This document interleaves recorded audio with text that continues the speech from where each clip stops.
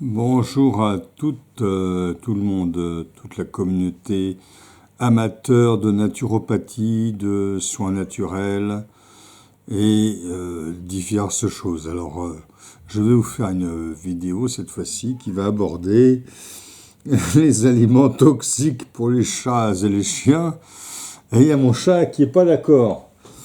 Eh ben, écoute, Spicy, hein, je suis désolé, mais il y a des aliments toxiques pour les chiens et les chats. Hein, n'est-ce pas, hein, mon petit Spicy?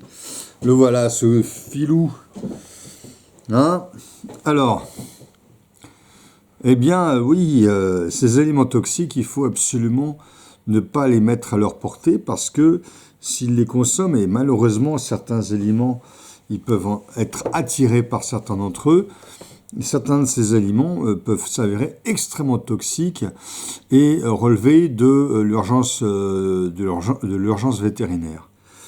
Alors, on va d'abord aborder les deux aliments les plus dangereux, celui le plus dangereux pour le chien et celui peut-être le plus dangereux pour le chat. Pour le chien, alors évidemment, le problème c'est que, et je vais faire une petite parenthèse, on a tendance à humaniser nos animaux de compagnie et donc à penser qu'ils pourraient consommer les mêmes aliments que nous. Ce qui est évidemment une erreur grave. Ils n'ont pas la même physiologie, ils n'ont pas la même sensibilité aux toxiques, aux toxines. Alors certes, il y a beaucoup de points communs. Par exemple, parmi les plus toxiques pour le chat et le chien, vous avez le laurier rose, qui est aussi très toxique pour l'être humain. Mais pour le chien, vous voyez, c'est tout bête. Le chocolat, c'est l'aliment probablement le plus dangereux.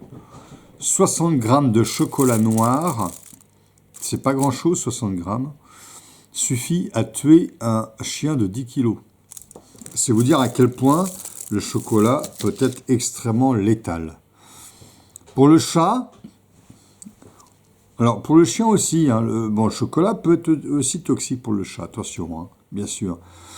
Et pour le chat, le plus toxique, et qui est aussi toxique pour le chien, c'est l'avocat. L'avocat, un chat qui en consomme, malheureusement, c'est là encore l'urgence médicale, enfin l'urgence vétérinaire. Pour le chien également. Autre aliment problématique. Autre aliment problématique. Autre aliment problématique, l'oignon. L'oignon et toute la famille des oignons. Donc le poireau, l'ail, voilà, tout ça c'est très toxique et pour les chiens et pour les chats. Les os cuits, alors c'est surtout parce qu'un os, notamment les petits os de poulet, de lapin, etc., peuvent contenir des fragments d'os pointus et ça peut entraîner des perforations de l'estomac ou de l'intestin grêle. Donc ça peut être extrêmement dangereux. C'est pas toxique en soi, mais ça peut être dangereux. Alors ensuite, il y a aussi les graines. Pourquoi les graines? Alors les graines noix, alors également notamment la macadamia par exemple, la noix de macadamia, la noix de muscade aussi, qui sont neurotoxiques. La noix de muscade est très neurotoxique pour les chiens et les chats. Déjà pour l'homme, c'est pas très indiqué, mais pour les chiens et les chats, la noix de muscade est très neurotoxique. Alors les graines en général, elles contiennent un glycoside cyanogénique, et ce glycoside cyanogénique peut être extrêmement dangereux pour la santé de l'animal. Cyanogénique, ça peut libérer du cyanure et se révéler extrêmement toxique pour un chien ou un chat. Pour un humain, il en faut beaucoup pour que ça soit toxique, mais pour un chien ou un chat, par exemple, une noix de macadamia suffit à intoxiquer un chien ou un chat. Hein, donc c'est quand même une indication importante. Les raisins secs. Alors les raisins, voilà. Les raisins secs, notamment. Hein, le raisin sec notamment. Voilà, le raisin sec est extrêmement toxique pour le chien ou le chat. Pareillement pour le raisin frais. Et il en va de même aussi pour la pomme de terre. La pomme de terre, alors les parties vertes, bien sûr, déjà sont toxiques, légèrement même pour l'homme, à cause de la solanine. Mais pour le chien ou le chat, c'est encore plus important, c'est encore plus grave. Même les pommes de terre cuites peuvent être toxiques pour le chien ou le chat. Donc on ne fait pas manger de pommes de terre à un chien ou un chat. Évidemment, vous avez le lait de vache. Alors, c'est pas si évident que ça, je dis évidemment, mais souvent on a le cliché du chat qui lappe le lait dans la petite gamelle, hein. Mais le lait contient du lactose, le lait de vache en tout cas contient du lactose, et ce lactose est extrêmement toxique là encore pour le chien ou pour le chat, qu'il n'arrive pas du tout à digérer. Hein. Ensuite, il y a bien sûr, mais qui aurait l'idée de donner de l'alcool ou du vin à un chat ou un chien? On ne sait jamais, hein. Je préfère prévenir que guérir. On ne donne évidemment pas d'alcool à un chien ou à un chat. N'est-ce pas, Spicy? Viens ici, Spicy. Allez. Tu es attiré par les aliments qui sont toxiques. Voilà. Et malheureusement, le chat ou le chien peut être attiré. Par exemple, mon chat, il a pu être attiré par le poireau. Hein. Donc, il faut faire très attention. Il faut planquer vraiment les aliments toxiques pour les chiens et les chats. Hein. Et donc, évidemment, voilà. Hein, et oui, tu sens l'oignon. Et l'oignon est toxique pour toi, Spicy. Alors, ensuite, il y a le thé et le café. Évidemment, le thé et le café, c'est un peu comme le chocolat. C'est là encore des toxiques neurotoxiques.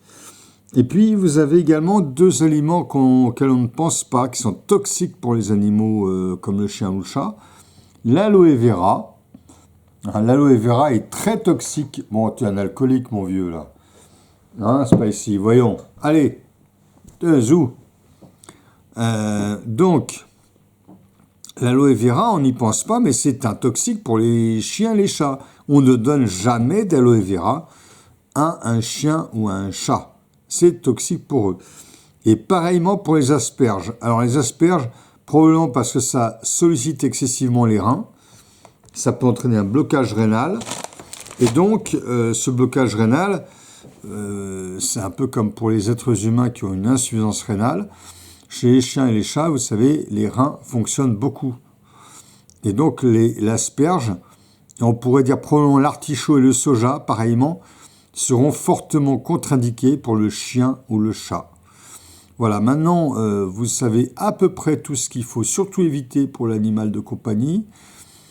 Tout ce qui est légumes racines, la pomme de terre n'étant pas une racine ni un légume.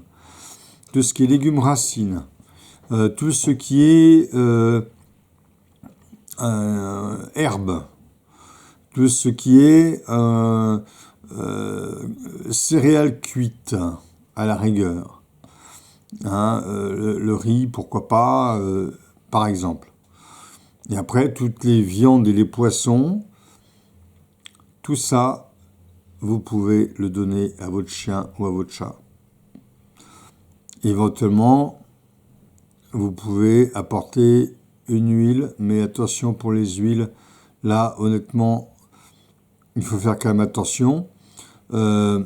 Si on peut donner un peu d'huile ou de matière grasse de porc ou de poisson, ou d'oie ou de canard, ça ira bien.